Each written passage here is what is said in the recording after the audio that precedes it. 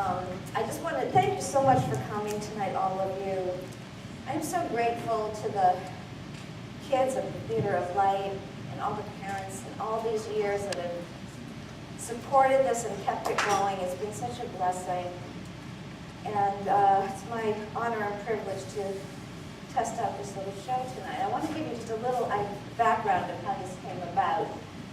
Over the last few years, I was telling various friends something, just relaying things that have happened in my life. I thought were kind of odd, but, I remember Andy, I was telling you and Susie, and they looked at me and they went, that really happened? I'm like, yeah, I mean, doesn't that happen to everybody? They're like, no. I'm like, oh. And they said, you should write like a little short story or something. These are really funny. Like, I don't know. And then my friend Phyllis, when I was telling her all that, she said, forget a story, let's put it into like a one-woman show and then you can perform. I don't know. So I put it off, and Phyllis kept hucking me and hucking me.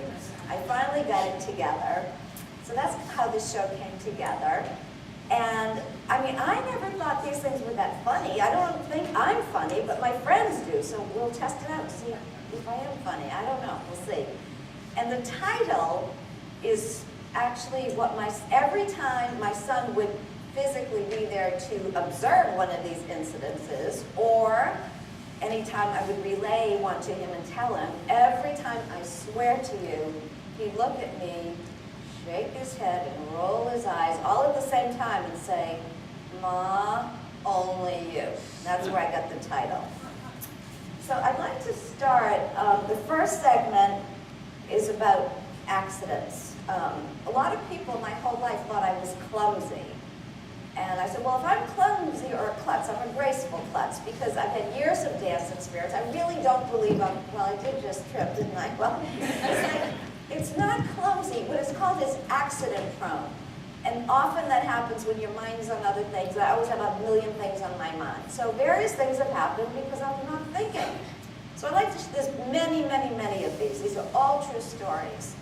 And I'd like to share a few of them with you tonight. The first one was not too long ago, about 4 or 5 months ago in New York, at my son's, what they call a l'chaim, which is an engagement party. And the tradition is, and his mother-in-law to be said, the tradition is the bride's mother and the groom's mother break a plate.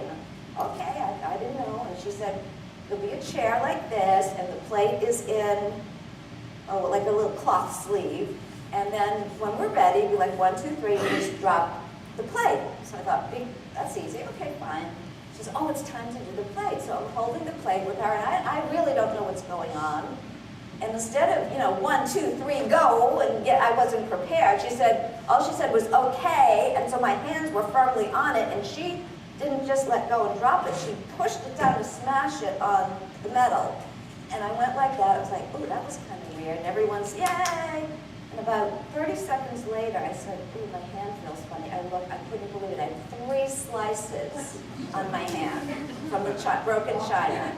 So here I am. I've never met any of these people. Kind of embarrassed, but I'm starting to get in pain. And also, I must tell you that is there a nurse in the house by any chance? Uh-oh. Oh, yay, because I have something, I'm not sure how to pronounce it, vagal something, is when I see blood or I hurt myself, my brain signals through some vein, or I don't know what it is, for my blood pressure to drop. My blood pressure is always low. Naturally, it's like 90 over 60. So when it drops, I'm cold because it doesn't have far to go. So I know I'm getting a little woozy, so I asked one of the aunts that I felt comfortable with, and she didn't really have first aid, but I washed it and we put Band-Aids. So here I am with Band-Aids all over my hand. She didn't have the right size. I could look ridiculous. But anyway, we keep dirt out of it. So towards the end of the night, when my son came over to me, and he just happened to notice my hand, and he looked at it, he said, wow, what happened to you? And I'm like, oh, you're not going to believe this. But the thing with the plate, and I told him the whole story. And what did he say? Only you. And, okay, this one was really funny. Claire, I may need your help with this. You'll see, it depends how agile I am at my age. had, the carrot peelers, they're just sort of a metal thing. My whole life I've had a carrot peeler. I never had a problem with a carrot peeler. I guess they weren't that sharp, but I decided to buy a new one. It was by Farberware. It had black handle. It was very, very chic. I didn't know it was so sharp. So I'm at the kitchen sink, and I have a friend visiting, who many of you know, I'm in the kitchen. It's an open floor plan. He's at my computer over there, and I'm peeling potatoes or what, I don't know what I was doing, and I just slipped, and all of a sudden I went, you know that feeling from a razor cut? You don't quite feel it instantly, but all of a sudden something, I look, oh my gosh, guess what was happening? Blood. And I'm like, oh, this is honest to God, I'm like, help, oh, this was over here, I'm holding onto the sink, and I'm like, help, oh, and I'm not kidding, I didn't know this was behind me, and I went, help, and I fell into the laundry basket, like this. So there I am, fainted, and with my legs up like this, my arms, and blood spurting all over the place. And this is really, it's a true story. Honest to God, I swear to you, and you can ask, little doves. So, when you faint, if you've never fainted, you're not like dead yet, totally dead. It's like, you can't really talk, but you can hear, so everything sounds like, and slow motion. So there I am like this with the blood spurting, and as I was going down, I went, help me. And all of a sudden, he's at the computer, he turns his head and he says, is something wrong? And in my fainting mind, because I couldn't really talk, I'm like, is something freaking wrong? I'm in a laundry basket up with my legs, blood spurting, and I'm fainted. What do you mean, is something wrong? Duh. Claire, I think I need your help.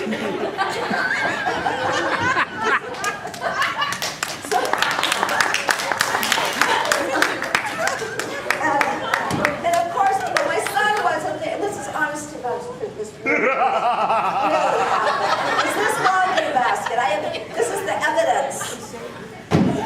And thankfully, my friend got me out, put me on the couch, and called the doctor that I was, going to live. But it was, you know what? It was so ridiculous. I wasn't even embarrassed. Some things I'm embarrassed, which you'll see later on, very embarrassed. This wasn't even embarrassed. I felt sick, and I was hurting, and this blood, and whatever, and I was like, I must look like a fool. And he asked me, is something wrong? Well, I think, ladies, how guys, like, they're sort of focused one way on the computer or whatever. It's like no big deal. It's like you can be standing upside down. Oh yeah, okay. But anyway, that was quite an experience. Oh, this was unbelievable. In around 79, I played the part. Does anyone know the movie Wait Until Dark? With the blind woman, Audrey Hepburn played in the movie. I played that role on stage in Brookline. Towards the end of the play, the murder guy's there, and he's chasing me. And I know the room better, because I'm blind, I know where everything is. And so this was staged. I was supposed to trip. I mean, this wasn't one of my klutzy accidents. I was supposed to trip. But unbeknownst to me, a little earlier in the scene, I didn't know, when he was chasing or doing something, he knocked the china thing off the coffee table, and there was china pieces all over the floor. So I don't know this, so I'm doing the whole scene, and I'm running. I do the stage trip, I fall, and I feel some pain over here. I still have the scar. And so I get up, and all of a sudden, I notice that, actually it was this hand. So many of these, I forget which accident was which hand.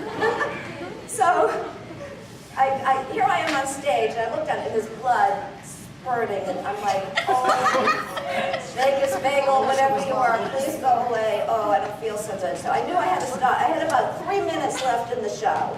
So I took my shirt like a tourniquet and I wrapped it around, trying for the audience wouldn't notice. I'm like this. Please don't bleed. Oh, I feel I'm going to faint. I need help. What am I going to do, doctor? What am I going to do?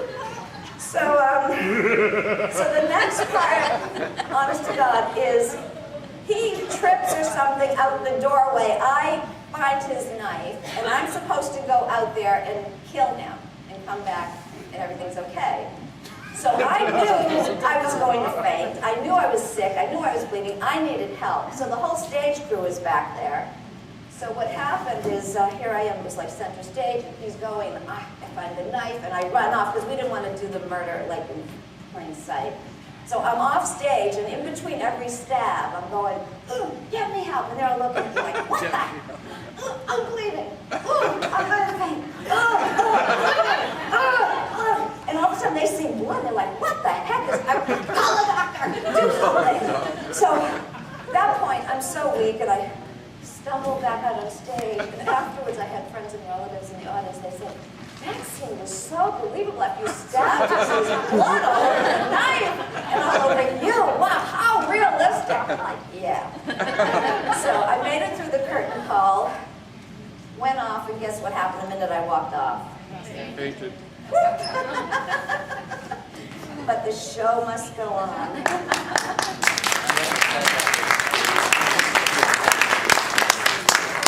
Okay. One of the most embarrassing accident-prone things, none of these things where I was trying to impress anyone. Well, this day, I wanted to impress someone. The Theater of Light was on a hunt to find a new home.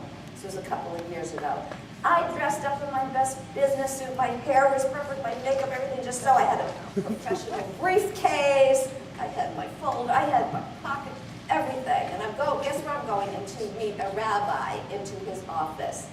I'm feeling confident. Oh, I had the pictures and a whole presentation. And so, just as I enter his office, and maybe because my mind was on something else, I don't know, maybe there was a little thing there. So just as I enter his office, my foot hit the threshold thing, and I went flying up in the air with my briefcase, my pocketbook, went literally way up in the air. And I'm like, I'm so embarrassed. I've never met this rabbi. Oh my gosh, I'm so embarrassed. But of course, I kept a smile because I'm an actress. Somehow, as I came down, as I was going up, somehow with all this paraphernalia, I literally came down and landed in an arabesque. and I didn't know what to do to break that, so I said, well, you know what? I may be a little clumsy, but at least I'm a graceful klutz. And he laughed and broke oh gosh, was I embarrassed, honestly. And then, the most recent accident, actually, Mom, you were there, and Phyllis. We were having Shabbos dinner. Is Jake or Paige, can you help me reenact this? Because you're not going to believe. I am going to reenact this because if I told you, you'd never believe it. In a million years. I actually have a picture of this. So at the it's Shabbos, Sabbath, Friday night dinner. And I don't know, it was towards the end, and everyone's chatting. My mom was there, and my son, and a couple of friends. And I decided I'm going to start, cleaning up a bit, just clearing the table. And luckily, there was no food on the plate. It was just a plain plate, so I figured if I'm heading that way, I'll just take the plate. So I got up. I don't know, I wasn't even, wasn't like my mind was on anything. I don't know how this happened, but I was wearing Crocs. I don't know if that made any difference.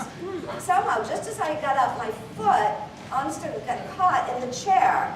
And I don't know what, on the carpet must have I don't know, it tripped me and I went flying. And as I went flying, I'm not kidding, as I went flying, and they're all watching us, I went flying with my foot wrapped around the chair. I land, the chair with my foot lands literally on top of me, like this.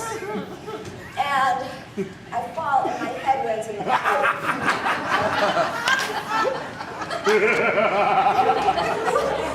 What is this?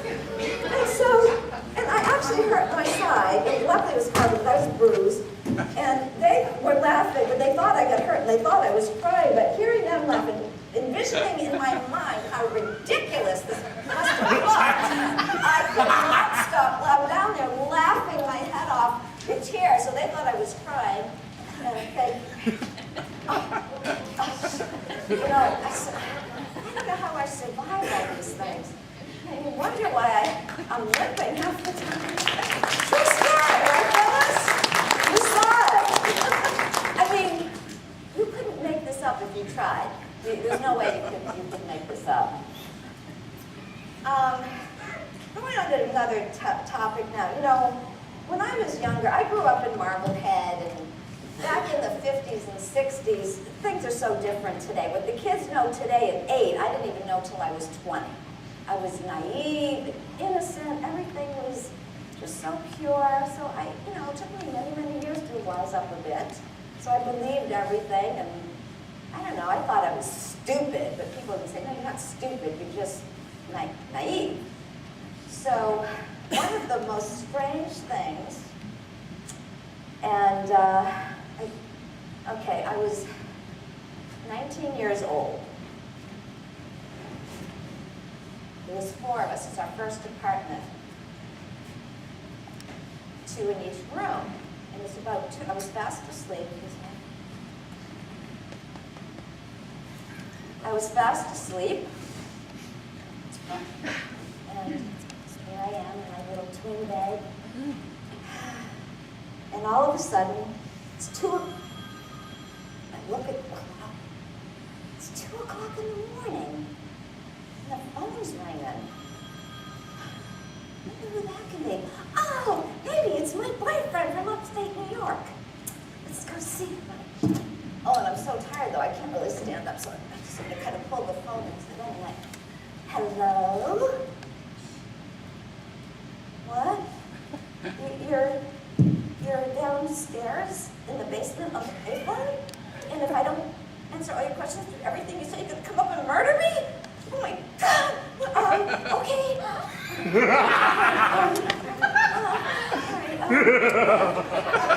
This is a true story. At the time, it wasn't very funny, but now that I can tell, it's funny. Okay, so you want me to answer some questions? Okay. I figured how bad a question? He's like, what's your name? What's your hobby? Thus. Okay, you want to know what? What color my nightgown is? Gee, that's an odd question. Okay, it's pink. My hair color? I'm so scared. I had to look at it to see what color it was. But, brown. The length of my hair? Well, it was actually down to here, but I didn't want to. I was so uncomfortable. It's like, just a little below the shoulder. Okay, we done now? What? You want me to say what? Oh, I don't think I could say that word. Oh, you don't mind rephrasing the question? Oh, thank you. Okay. You want me to do what with the phone? You want me to run it where? Okay. Okay, you ready?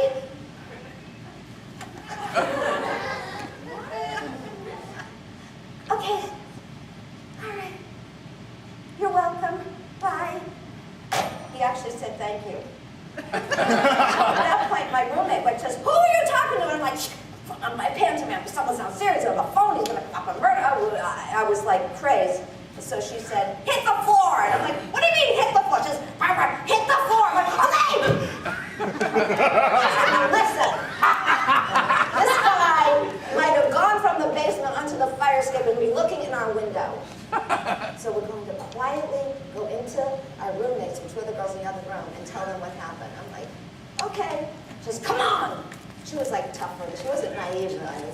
I'm like, just come on. I'm like, I'm coming. So we went into the other girl's room. We told them the story. They were totally freaked out and scared. God, I'm getting dirty. And we called the police. We did nothing. The next day we called the phone company. They did nothing. And we were scared, but in time we forgot about it. But now I got this great story to tell. So I want to ask you, was I stupid or just naive? Naive. A little of both. I was also very shy. And if I was somewhere and someone was standing on my foot and was killing me, I wouldn't say, excuse me. I mean, today I'm so different. I'm kind of a loudmouth actually today. I would never say anything, no matter what I was hurting, whatever. So I get fixed up on this date. And we went to the movies or whatever, and on the way home, we're in the car, and back then you had to go parking or whatever. And I find him particularly, he was a nice guy. So he wanted to, just get a little huggy, kissy type thing. So, what the heck? I don't dare say no. I don't want to kiss him. But I don't dare say no. I'm too embarrassed. So, well, whatever. What's a kiss? But anyway, while he was kissing me, I don't know why, I was in pain. I was having a lot of pain on my face, and I couldn't quite figure out why. It fell into a plate. So I couldn't wait to get home. I get home, come in, and my roommate, the same one who's listening to the crazy phone call, she looks at me and goes, "Oh my God, Barbara." I'm like, "What? What happened to your lip?" And I'm like, "I don't know. It hurts, but why?" She said, "You have a fat lip out to here. What happened?" So I told the story. I said, "But I don't know what happened." She said, "I don't know either. I think he bit you." I'm like, "What did I do? Have a date with Dracula?" So after that I wised up. I never let anyone bite me again. Oh, did that hurt? I didn't even want to go to work the next day. It was out to here. "Ice pack, please." Oh my word, I'm crazy. And why couldn't I have just said, "Excuse me"? I mean, it was today's like, first of all, if today I wouldn't even kissed him. I'd be like, But if I did, I would have said, "Excuse me, what the heck are you doing?" So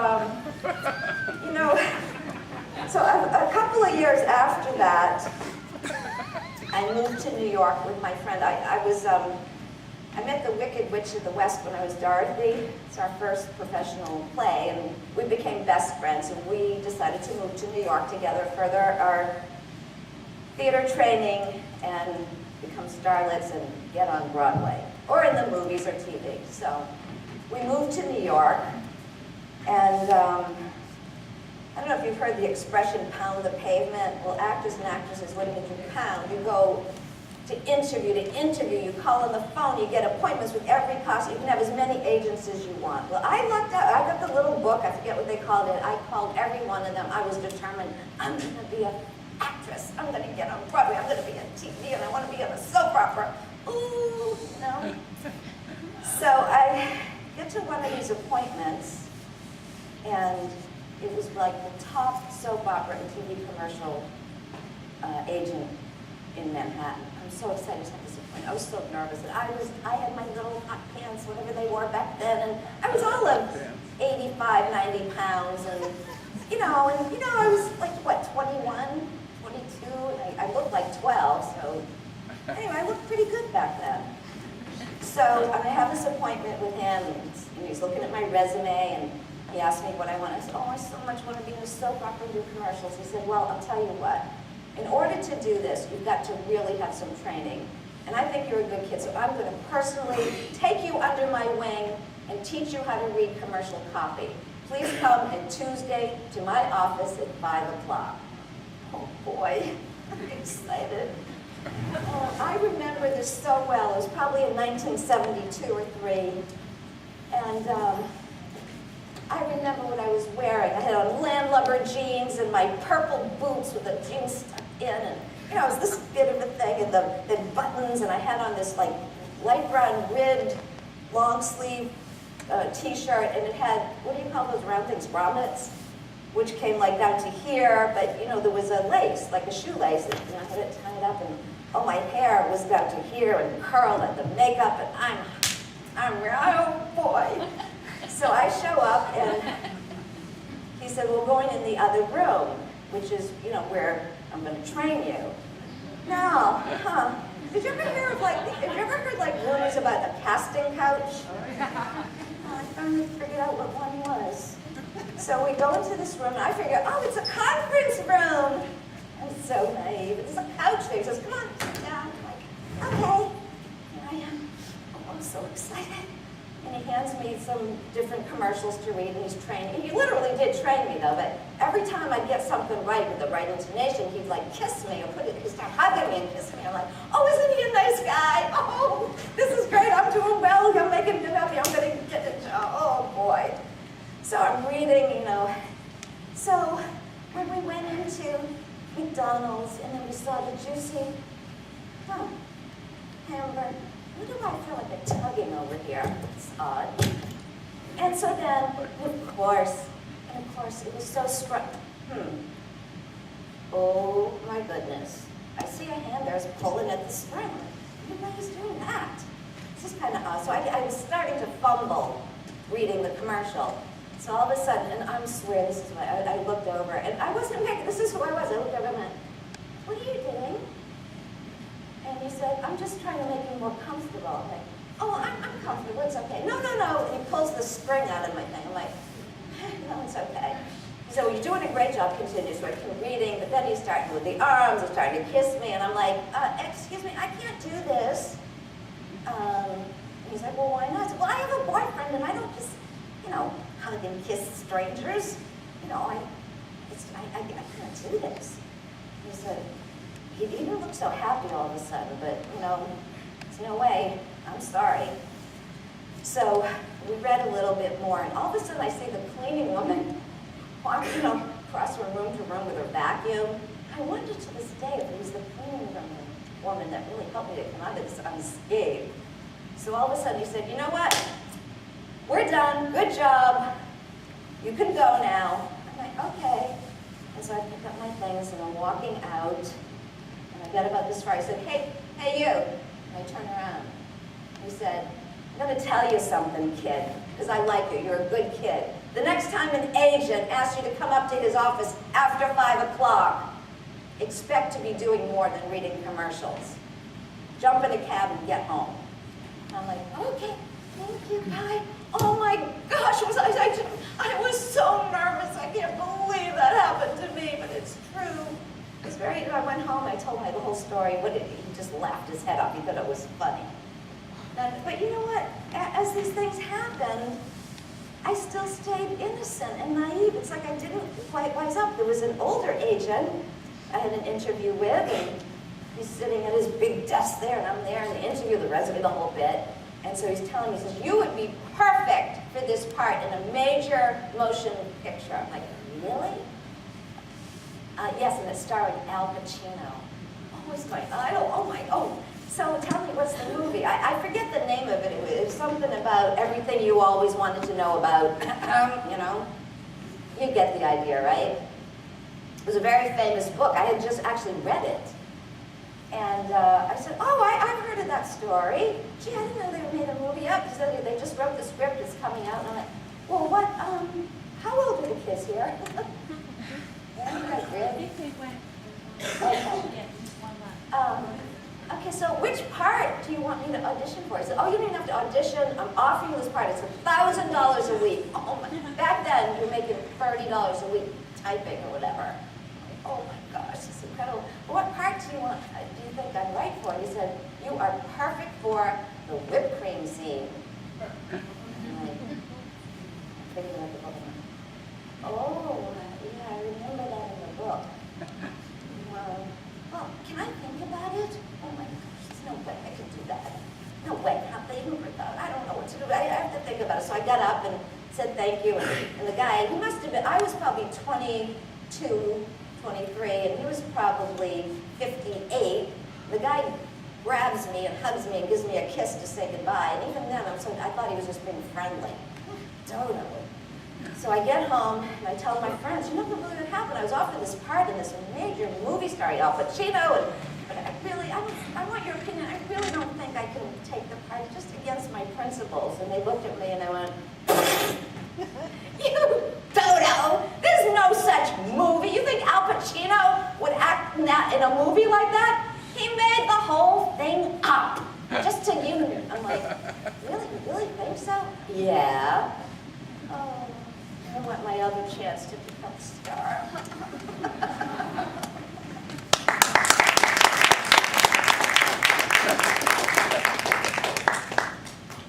Oh, this is a good one. It's during the same era. Some of you may know some of these stories. Some of my TOL people have been with me a while. I was in this wonderful British comedy called Straight Up. And I was, at the time, maybe 23, playing a 15-year-old. I looked very young. And this 15-year-old was kind of a little floozy. So in this scene, and this is a British comedy. Everything's British. It was one of the funniest plays I've ever done. In this particular scene, there's a painter's scaffold because her mother's house is being redecorated. So it was 6 foot high to paint a scaffold. This Act 2 opens. I'm up on the scaffold with the guy who just moved in, and he was awfully cute, you know. And so we were like visiting, you know, and we were supposed to look, you know, like, you know. So, so I had a sheet, you know, and all I had on was like little tiny bikini underpants because nobody could see anything. And it was preset, a fake pair of underpants on the floor, so when my mother came in, she's like, "Oh, Sandra, what will Edward think of you dropping your clothes on the floor?" You know, she was like Edith Bunker. That was just a prop I had on my underpants so nobody could see. The problem was, right before the next thing, when my father's supposed to come in, my clothes are up on the scaffold. I'm 6 feet up, okay? And I'm supposed to quickly, under the sheet, whip on my jeans and put my jersey on. Nobody'd know anything. So I go to do that. I can't find my clothes. Oh boy, where are the clothes? This has to be timed because, you know, and the guy sitting up there, he jumped down and he's like, and we didn't know what to do. And I looked out and my clothes are on the floor. Oh boy. How am I supposed to get from 6 foot down with little tiny bikini underpants? I'm not gonna, you know, if I went down, I mean, I wasn't that modest then. I am now, I'm in a public dress. But I mean, I could have jumped down if the sheet fell, whatever, so the audience sees me in a pair of underpants, big deal, but it would blow the play because my underpants are supposed to be there on the floor. So I said, okay, I've got to get down here, stay covered so they don't see my underpants, somehow get dressed. So, oh, I know, it was my jeans. My jersey was actually here. So under the sheet, I put my jersey on. I'm like, oh boy. So I put the sheet over me and somehow climbed down off the scaffold. And you couldn't create this step in a million years to get it timed. Right at the cue. So I had the sheet there. You know, it was like hanging there, and I got my jeans, put them on, and just as I went to zip them, the sheet fell off. And my next line was, "Yes, thank you, Mom," or something like that. And it was like so perfect. So I had my jeans on, they were zipped, but it was so, the audience thought it was part of the show because the way the sheet fell off just as I got them on and zipped, and I got through it. So that was one of the most strangest situations. And the good thing is I didn't get cut and I wasn't bleeding. So that was the story about Straight Up. I'll tell you, it was scary, just trying to figure out how I'm going to do this. And what made it even more scary is Tony Randall's agent was in the audience, who I invited, and I didn't want to blow it. The pressure was on, but thank you, it worked out perfectly, and that was a good one.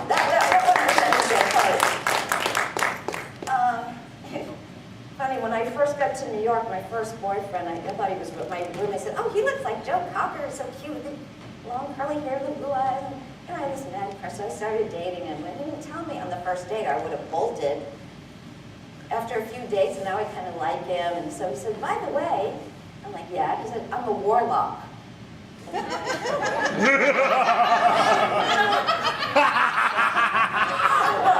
What's a warlock? I never heard that word before.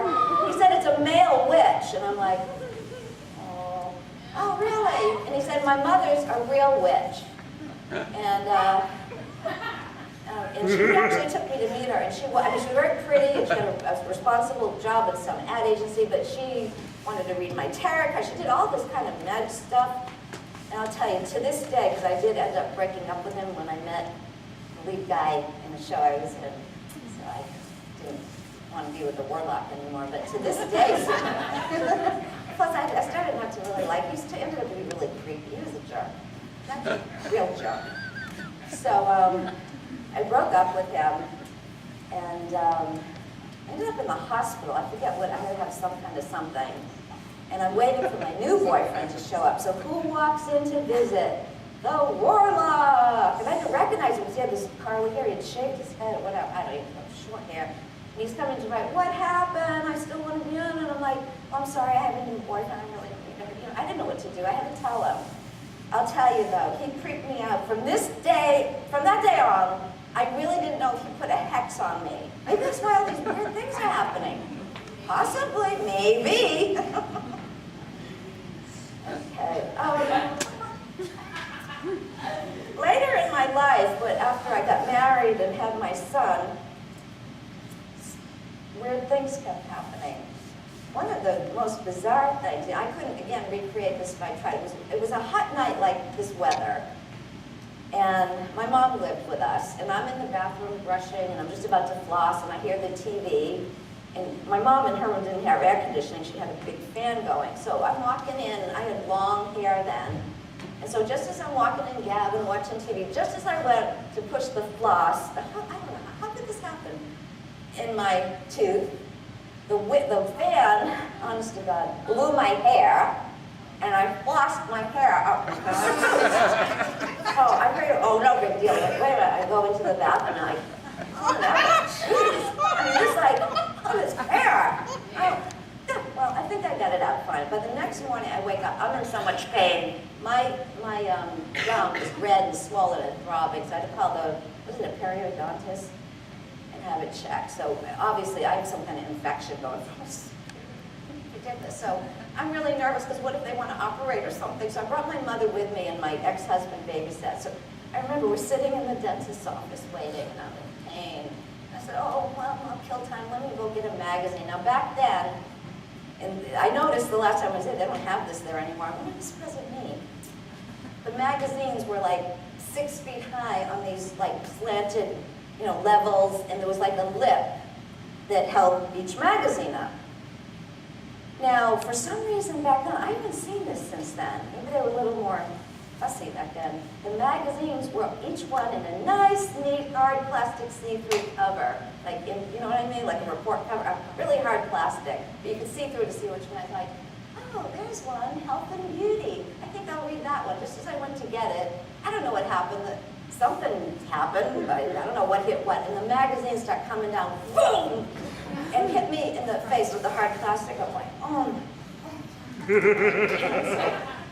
So now I've got the gum infection on this side, now I'm hurting, so I go, I don't know what to do, I'm really hurting. Vagus vagal starting to come in a bit, it wasn't blood, but it hurt. I go up to the desk, I said, Susan, I just hurt my lip, but whatever, I don't know what to do. Is it okay? And it's starting to, just here, I'll give you an ice pack. So there I'm sitting, waiting for my appointment in the dentist's office, sitting there like this. This thing's swollen and throbbing. I've got an ice pack here because of the magazine, sitting there like this, and all of a sudden I have to pee. Like, okay, like, Mom, she's like, yeah? I have to go pee. She says, yes, sir, go ahead. I said, will you come with me? Here I am, what, 40 years old, 39? I don't know how old I was, 39, 41 years old. Like, will you come with me? And she's like, why? I'm like, I'm afraid something else is going to happen while I'm in there. So I made my mother come in with me. I get into the dentist, and so he says, so what happened to you? I said, oh no, this I just happened out there, but never mind. It's this over here. He said, well, you have a gum infection. What happens? I tell him the story with the floss and the hair and the wind and the da-da-da-da, and I tell him the whole story. And this is a dentist that teaches at Tufts Dental School. And he's looking at me, trying to keep a straight face. He thought it was hysterical. He said, no, this is quite a unique, very unusual story. Would you mind if I share it with my students at Tufts Dental? I'm like, oh, that's fine. So, first time I had gum surgery, so there I am, and they put the chair back. So, well, it's really, I'm going to have to do surgery. I'm like, oh, what if this makes me sick. So we'll just make a little cut, and whatever they do, and well, I don't know why. We stitch it up, and you'll be fine. I'm like, you mean I'm going to be awake? He said, yeah. I'm like, oh, okay, but I'm really scared. I have low blood pressure, and I can't. No, I'm giving all these, because no, it's nothing. It's no big deal. So he gives me all the Novocaine, and I'm back in the chair, and then I don't feel any pain, but I feel it's like, and then I feel like a warm liquid, you know? And my mind's thinking, what?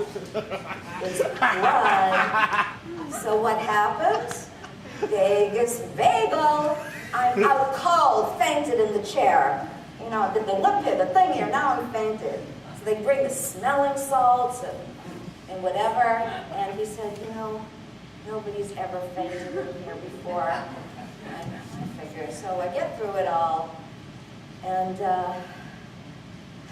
over the years, I've been going to this dentist for, off and on for probably I won't tell you how many years. I don't give away my age. And for years, every time I walked in there, he labeled me, he said, the fainter. So they all knew me as the fainter, because no one ever fainted there. It was so embarrassing. So that was my dental floss story. You know, do you believe that this happened? It's true, I swear. I mean, has this ever happened to anyone else? Does this only happen to me? Really? All right. Yeah. Oh. Do you ever, ladies, do you ever have like the big fat brushes? I have one even fatter than this. You know when your hair's almost dry but you want to blow it and you can't quite get to the back, so you kind of like roll so the brush, oh no, did I do that? Uh-oh, so the brush will stay there so you can blow it. So I do that and all of a sudden I'm like, but this brush was giant. It's sticking out of my head. I had to go pick up my son at a youth group. I never met any of the parents. I can't get the darn thing. Like, I know a hat. I find the biggest sun hat, and I won't fit over the brush is giant.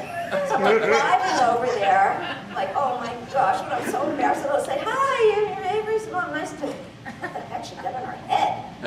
So luckily, when I drove up, uh-oh, Paige. Luckily, when I drove up, I knew only one mother. I said, excuse me, I know this seems really weird, but could you help me? She's like, what's the matter? I said, I had a brush stuck on my head. She's like, well, I'm a nurse. She said, well, this took, like, it was,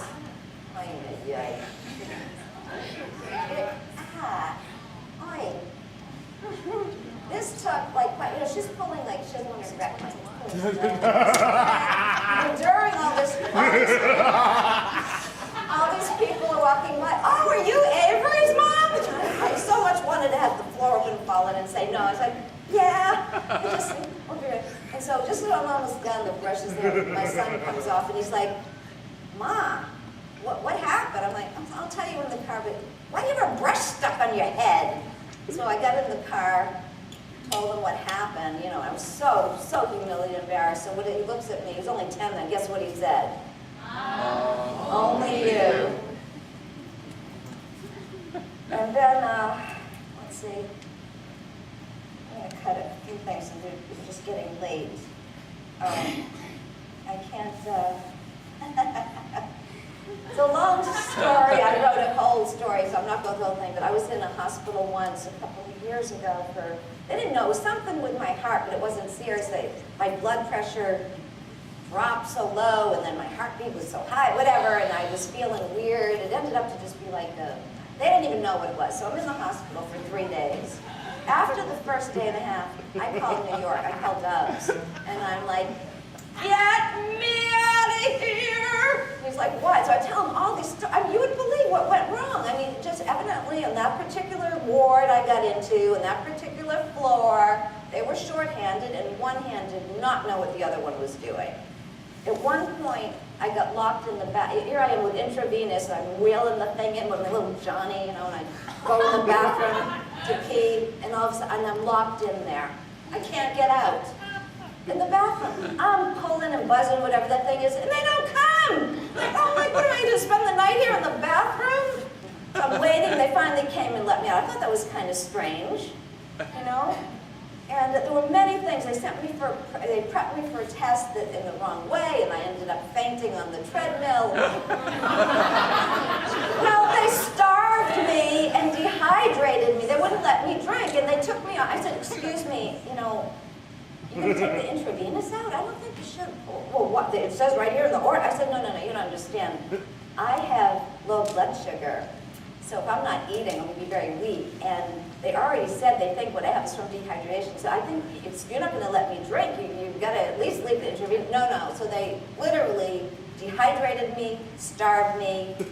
I go down there and I'm on I make it about 20 seconds and I'm out cold and I fall, I bang my elbow, I get really hurt. And afterwards the doctor says to the tech, well, what happened? I told him, he said, I don't understand that. You're allowed to drink for this test. I'm like, oh, really? Very interesting. I'll make a note of that. Somebody's going to hear about this. And all these things can happen. There was a woman who was being checked out. It's the last day I'm there. And so they took her intravenous, you know, she was all set. She didn't speak English. And all of a sudden the nurse, one of the nurses comes over and she's like putting the thing and she's ready to put a new IV in her. And I'm watching going, oh my, she's leaving. What, oh, I don't know. And I didn't know what to do. I probably should have said something. Luckily, another nurse came running up and says, what are you doing? She said, well, I'm getting her prepped for the IV. She says, she's going home in 20 minutes. Oh, well, nobody told me. No, one hand doesn't know what the other's doing. So I couldn't wait to get out. It was so much worse when I got out of there after 3 days than when I went in. But the funniest thing that happened is I ordered some medication for, well, one end. And so it arrives. You know, it was like a cream, you know, for pain. And you know, in the hospital, things slow, you know, whatever. Your cloning doesn't work right, whatever. So I'm waiting for this. I'm in pain. Finally, they bring the medication. It takes like 6 hours. How long does it take to, geez. So they give me the thing, and it's in a package. I go into the bathroom. I'm ready to apply it. It's a good thing I read. You know, I usually check. I open it up, and I'm going, what?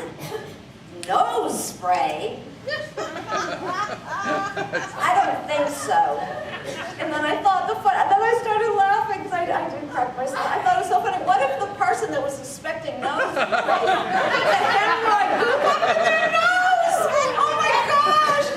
Oh, this is true. I swear to you, this really happened. Does that happen to anyone else? No? Only you. Honest. Only you. So, I have just 2 more stories. I'm jumping ahead. There's so much more. I mean, this is only half of what's happened. I'm picking up the funniest ones. But, okay. I was going through a heart, ladies, if any of you were single or remember being single and you ever break up, you go through a heartache. And, oh, you're pining away. So I just have to wet my whistle a second.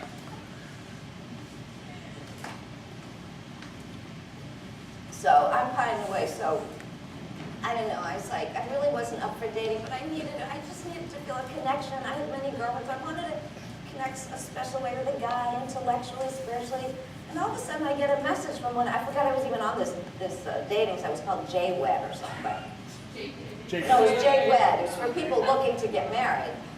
And as all you know, I've been wanting to get married for years. That's why, you know, Poison can develop a cold, you know, right? Yeah. So I figured, what the heck? So I emailed back and I said I'd call him or he'd call me. And so, we hit it off on the phone. I was so excited to be connected spiritually, intellectually. I saw his picture. He didn't, you know, it wasn't a knockout, but he was okay. I could look at him without vomiting, so that was passable. I mean, you should see some of the faces on these dating sites. I can't even get past the pictures to read their profile. I'm like, what did you get hit by a truck? Oh my gosh! I'm not talking just ugly. I'm talking hideous. I mean, and I get a kick out of some of the really. I mean, I'm talking huge and ugly, and they're like 50 something. I'd like to meet someone like 30 who's takes care of herself and is slim, and I'm like, you've got to be. You know, take a look in the mirror, mister. Anyway, that's what I'm in. Sometimes I get into a mood, you know. And then usually I'm nice. So anyway, so I'm pleased that this guy, I could at least seem pleasant. So we decide, we talk, and we have all the same stuff. We followed, we were activists for Israel. We both read Rabbi Kahana's books and all this stuff. I mean, we just connected. I'm like so excited. Finally, I'm going to get over this heartache. So we set up a date to meet. He was modern Orthodox, and we were both kosher. So we meet in Brooklyn in a Chinese restaurant. And I'm all dressed up, and I've got on my nice fall clothes and my nice leather boots, and you know, but I didn't want to overdo it. It was very tasteful and modest.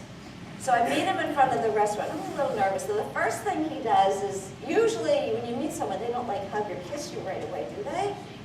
I don't know. Well, anyway, I went to shake his hand. He gave me a hug. I thought, that's strange for someone. Oh, whatever. Maybe he's just kind of loose in some areas. So, but I noticed, like, while we were standing outside talking, he was kind of moving. I thought, oh, I bet he has a bad back or something. No big deal. So we go in there, and I notice he has no etiquette, a sense of women or, you know, the whole chivalry. He doesn't pull the chair out or anything. So I go, you know, I do whatever. I'm like, strike one. And then I noticed while we're there, he really does have a back problem. But this was rhythmic. I mean, she had no back problem in rhythm. I said, something doesn't quite seem right, but whatever. I will give him the benefit of the doubt.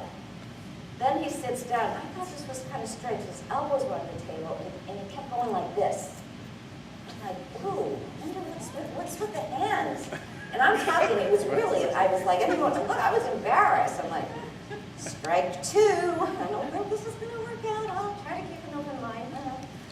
So then we had the conversation was strained, and I had to like do most of the talking. Then we're talking about, I don't know, food and the price of food. He said, well, I shop so-and-so to save money. I'm like, oh, okay. Well, I said, I'm not rolling in dough, but I like the brands. I like my Kashi cereal, like whether it's $4 a box, that it's healthy. And said, oh no, I buy what's on sale for $1. And I thought, there's no way I'm marrying someone that thinks that way. Sorry, I'm not 21 anymore, strike three. So then they bring over our dinner, and I thought this was odd. I don't know, have you ever seen, I thought this was a little strange, because when you get your hot bowl and there's a plate, don't you usually take, a spoon and like dish it onto your plate? I thought isn't that how we eat Chinese food? Yeah. Well, he moves the plate, brings over the whole bowl, takes the spoon and starts eating like this.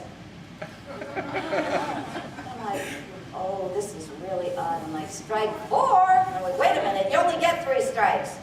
This is not going to work. Well, I had promised him, I wanted to be nice, that we would go back to his place. We talked on the phone. He had a very, very collector's item, this painting that I wanted to see. This etch No, it wasn't like that. No, this guy, I could have like blown him over. I think I'd taken karate. I was not afraid of him at all. I just wanted to get home. I was already creeped out. I was like, something just doesn't feel right. So, have I told this story to some of you before? Probably. Well, anyway, I'm glad you laughed. I love that laugh, Matthew. I love your laugh. So anyway, so he shows me the painting, and we look at different books that we both read, and so we're still connecting intellectually and spiritually, but physically, and there's something. This guy's not for me. So I just want to get home. So he has like a section. It was like a couch here, and a couch here, and a coffee table here. So I'm sitting there, and he's sitting over there, of course, and like. So he said, can I come over and sit next to you? And I'm like, no, thank you. I told him all night, I'm not looking for, even though I was, a relationship. It's one of his friends. I've come out, I heard no, so he wouldn't get any ideas. So he had this mangy dog, and dogs don't like me. This dog was 15, 16 years old. All skin and bones, and his fur was all like yuck. It was just it was gross. And this dog was like hobbling around. His name was Zeus. And so I just said, I don't really like what he said. That's okay, you won't bother me. So I'm sitting on this part of the couch. He's sitting over there, we're chit-chatting, and all of a sudden the doggy decides to kind of walk around, and this coffee day, he's like coming towards me, and I'm like, I don't want him to touch me because like maybe he has cooties or like gangrene or something. I don't know.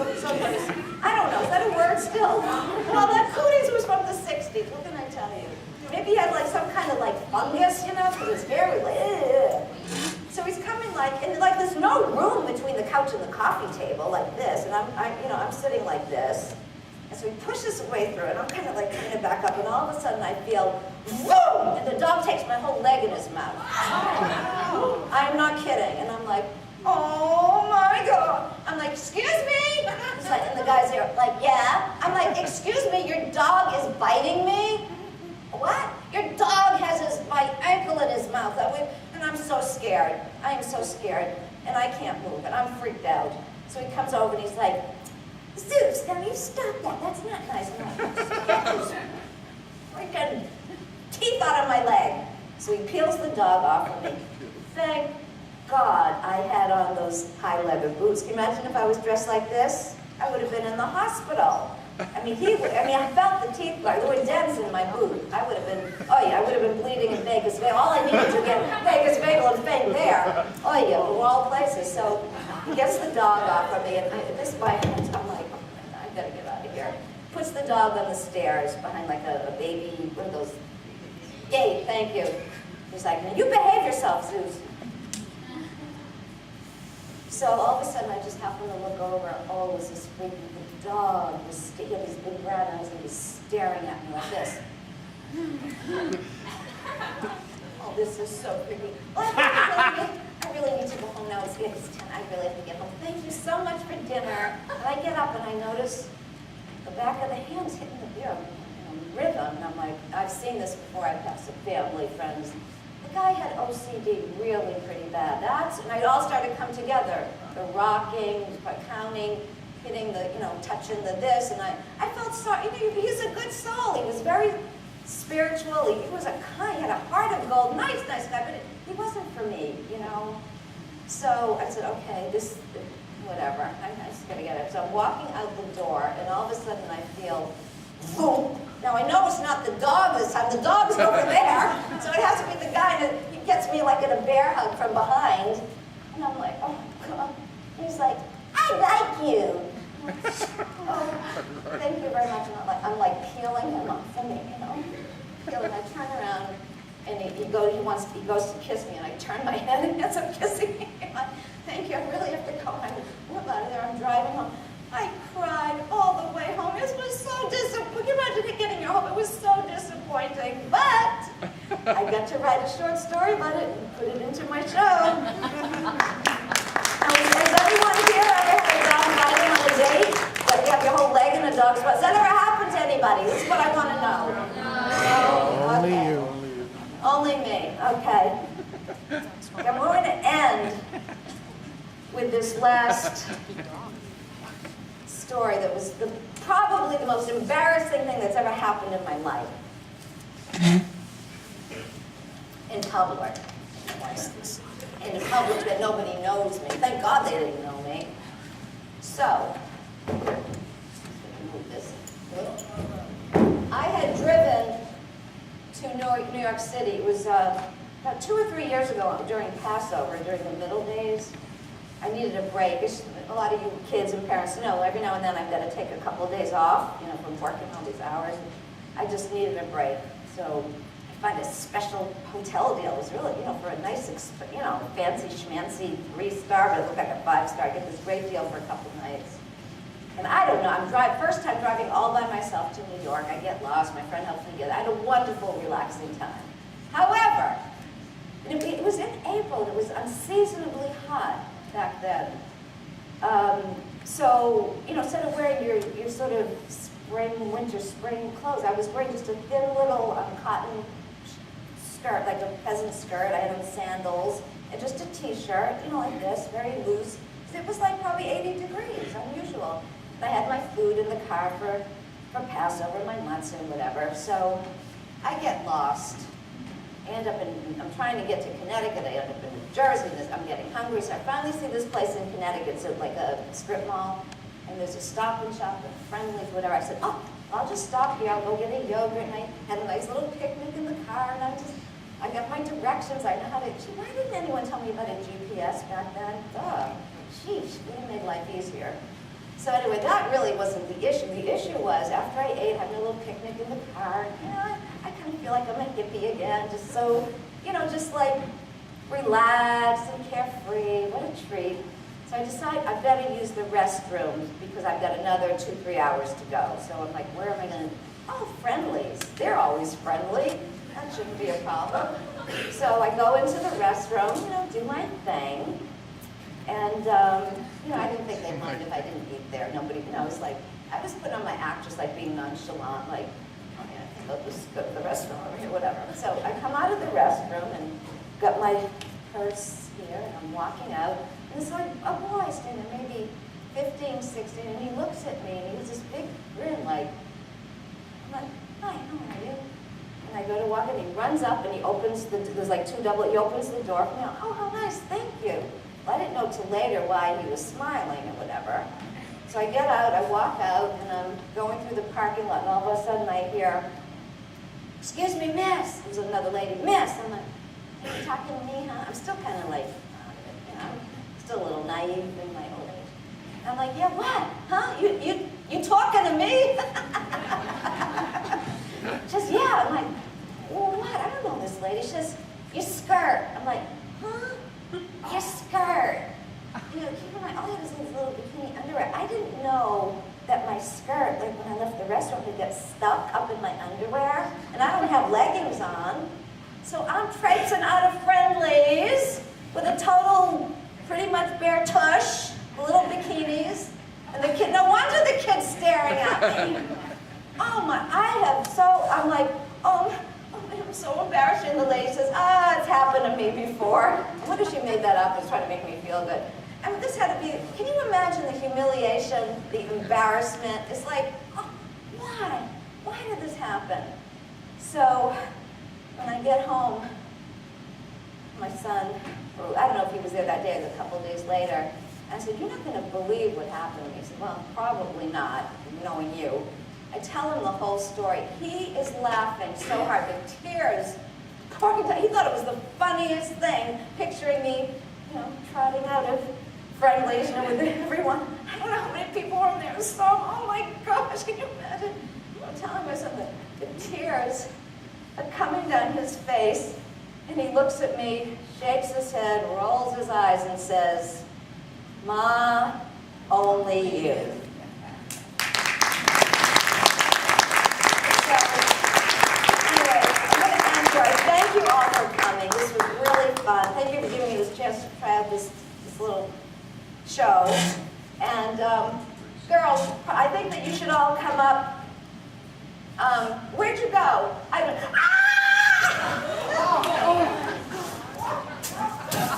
Oops. All right, everybody say it. Now, could someone get me out of here, please? Girls, come up and take me.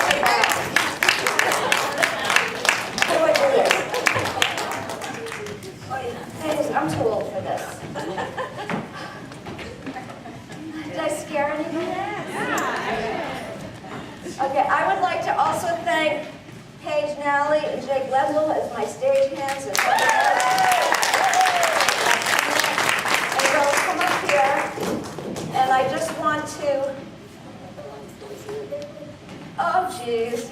I just want you to come out and make a line. And I only have one child. He's 24, just got married a few months ago. He's the love of my life. But I love children. I love being creative and working with them. So this is also my family. These are my kids, and I love them so much. And I'm so proud of them. And they did a great job tonight. And I thank you for coming and helping me with this challenge. Thank you for that. All right, so something I'm helping down the stairs because I'm real. Okay, come on. Oh. Okay. Do you want to help take all this stuff? Okay, so thank you. I'm not taking any chances. I really careful myself.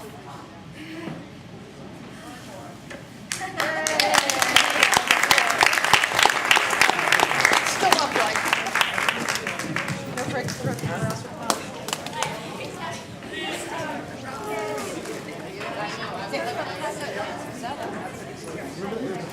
Just Dorothy in the back.